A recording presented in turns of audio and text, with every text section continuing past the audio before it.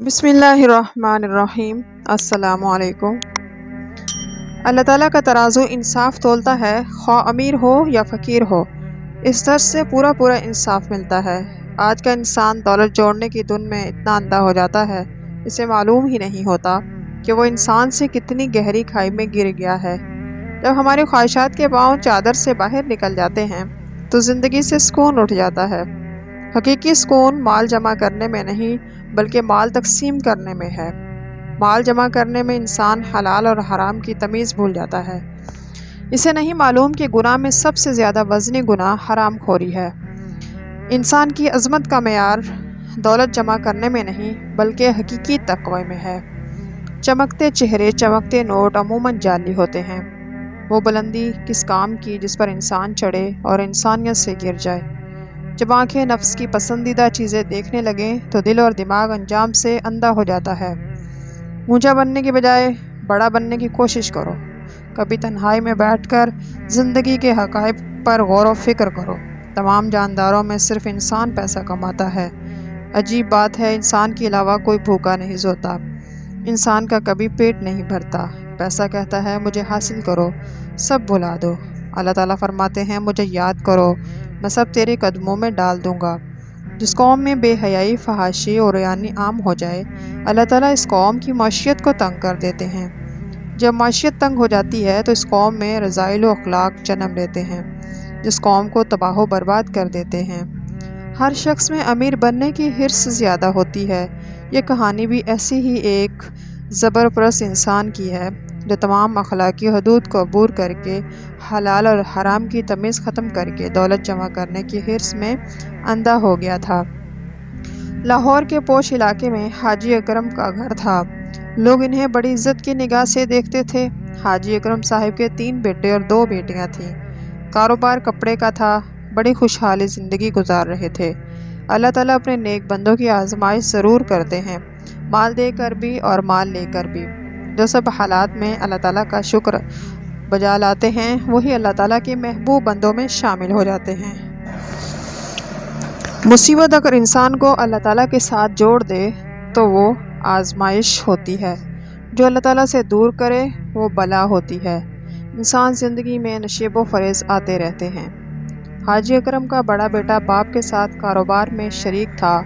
ملکی حالات اس طرح اچانک بدلے کہ لوگوں کے کاروبار ٹھپ ہو گئے۔ کورونا جہاں لوگوں کی صحت پر اثر انداز ہو کر بہت سی زندگیاں نکل گیا، وہاں لوگ مالی طور پر بھی بہت متاثر ہوئے۔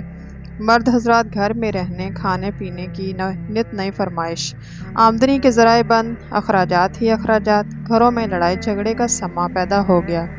ان حالات سے تنگ آ کر حاجی اکرم کا بڑا بیٹا سعد، جو شادی شدہ اور علیحدہ گھر میں رہتا تھا، اس کے ذہن میں ایک ترکیب آئی۔ کورونا کی وجہ سے اموات بہت زیادہ ہو رہی تھی۔ لوگ جنازہ پڑھنے آئے ہوئے ہوتے تو ان کی بائک کی چابی لگاتا، اوپر ایک کمرہ سیٹ کیا ہوا تھا، بائک اوپر چڑھا دیتا اور اس کے پرزے علیحدہ کر کے بیچ دیتا۔ یوں گھر میں خوشحالی آ گئی۔ دولت جب بولتی ہے تو سچائی بعض دفعہ خاموش ہو جاتی ہے۔ اللہ تعالیٰ ان لوگوں کو ڈھیل دے دیتے ہیں، ان کی رسی دراز کر دیتے ہیں۔ جب اللہ تعالیٰ یہ رسی کھینچتے ہیں تو انسان منہ کے بل گرتا ہے۔ جو ظلم کے ذریعے عزت چاہتا ہے تو اللہ تعالیٰ اسے انصاف کے ذریعے ذلیل کرتے ہیں۔ اندھیرے کی سب سے بدترین قسم منفی سوچ ہوتی ہے جو امید کے ہر چراغ کو گل کر دیتی ہے۔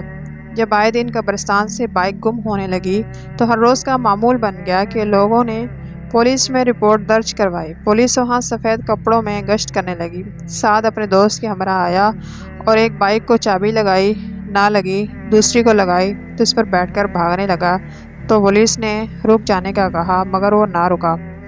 پولیس نے چاروں طرف سے اسے گھیر لیا اور اسے گرفتار کر لیا۔ بزرگوں کا قول ہے 100 دن چور کا، ایک دن سچائی کا آ ہی جاتا ہے۔ حاجی اکرم صاحب کی ساری عزت خاک میں مل گئی۔ پولیس تفتیش کرنے کے لیے گھر آنے لگی تو سعد کا گھر بھی حاجی اکرم کے پاس ہی تھا۔ محلے کے لوگ باتیں کر رہے تھے، سعد ایسے کام بھی کر سکتا ہے؟ ہمیں اپنی اولاد کی ذہنی فکری تربیت پر بھرپور توجہ دینی چاہیے۔ ان کی سہولتوں کی فکر نہیں کرنی چاہیے۔ قدرت کے نظام پر غور کریں۔ پرندے اپنے بچوں کو پرواز کرنا سکھاتے ہیں، نہ کہ گھونسلے بنا کر دیتے ہیں۔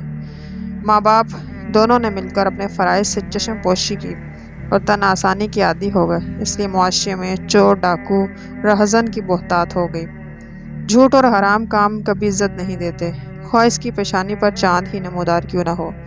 محلے میں کھلبلی مچی ہوئی تھی، ہر کوئی آپس میں چمگوئیاں کر رہا تھا۔ کسی کو امید نہیں تھی کہ شرافت کا لبادہ اوڑھے سعد اندر سے اتنا گھناؤنا کھیل کر سکتا ہے۔ پولیس سعد کو گرفتار کر کے لے گئی۔ والد اور گھر والوں کو تب پتہ چلا کہ سعد کس گھناؤنے دھندے میں ملوث تھا۔ پولیس اس پر اپنے حربے آزما رہی تھی۔ اس کی حالت انتہائی ناگفتہ ہو گئی۔ کہتے ہیں کہ چور کو کھاتے ہوئے نہ دیکھو بلکہ لوٹتے ہوئے دیکھ کر عبرت پکڑو۔ پولیس نے اس کے ناخن تک اکھاڑ دیے۔ چھوٹا بھائی فرحان اسے جیل میں کھانا دے کر آتا۔ اس سے بھائی کی یہ حالت دیکھی نہ گئی۔ دوسرا، جب وہ محلے میں باہر نکلتا تو بچے آپس میں ایک دوسرے کو کانوں میں کہتے یہ چور ہے۔ فرحان سے اتنی ذلت برداشت نہ ہو پائی۔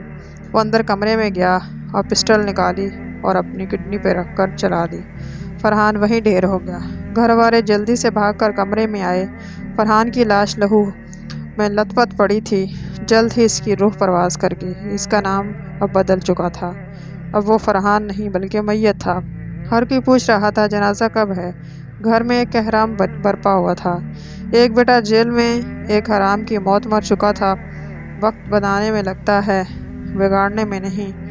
گھر بناتے دیر لگتی ہے اور اجڑنے میں چند لمحے۔ وقت کے شکنجوں نے خواہش کے پھولوں کو نوچ نوچ کر توڑا ہے۔ کیا یہ ظلم کم ہے کہ ہماری نوجوان نسل میں مثبت سوچ کا فقدان ہے؟ ظلم و جہالت کی سب سے بھیانک قسم منفی سوچ ہے۔ ایک انسان کی ہوس پرستی نے ایک زندگی کا چراغ گل کر دیا، کتنے ہی گھروں کی خوشیوں کو نگل لیا۔ بدترین اندھا پن دولت کی ہوس میں حرام اور حلال کی تمیز کو نظر انداز کرتا ہے۔ حرام طریقے سے کمائی ہوئی دولت کبھی ٹکتی نہیں اور نہ ہی سکون لاتی ہے۔ ماں باپ کے لیے یہ سانحہ کسی قیامت سے کم نہ تھا۔ ان کی وہ دنیا ہی اجڑ گئی۔ مغرب کے بعد جنازہ تھا۔ دوسرا بھائی جیل سے ہی تھوڑی دیر کے لیے رہا ہو کر آیا تاکہ بھائی کے جنازے کو کندھا دے سکے۔ شرمندہ کسی کو منہ دکھانے کے قابل نہ تھا۔ یہ سارا سانحہ اسی کی وجہ سے ہوا تھا۔ جب لالچ کے بازار آباد ہو جائیں تو رشتوں کے شہر ویران ہو جاتے ہیں۔ رشتے خون کے ہوں یا دوستی کے، ضروری نہیں کسی کی بد دعا ہی تمہارا پیچھا کر رہی ہے۔ بعض اوقات کسی کا ضبط اور بے پناہ صبر بھی تمہاری خوشیوں اور سکون کی راہ میں رکاوٹ بن جاتی ہیں۔ نہ جانے کتنے مجبور لوگوں کی بائک چوری کی تھی۔ کس درد سے اس کی زبان سے نکلی ہوگی جو سب کے کیے پر پانی پھر گیا۔ مظلوم کی سے ڈرو، اس کے اور اللہ تعالیٰ کے درمیان کوئی پردہ نہیں ہوتا، وہ سیدھی اللہ کے دربار میں جاتی ہے۔ سعد کچھ عرصہ جیل میں گزار کر رہا ہو گیا، لیکن عزت اور وقار سے محروم ہو کر ہمارے ملک میں قانون مکڑی کا وہ جالا ہے جس میں وہ کمزور تو پھنس جاتا ہے لیکن طاقتور توڑ کے نکل جاتا ہے۔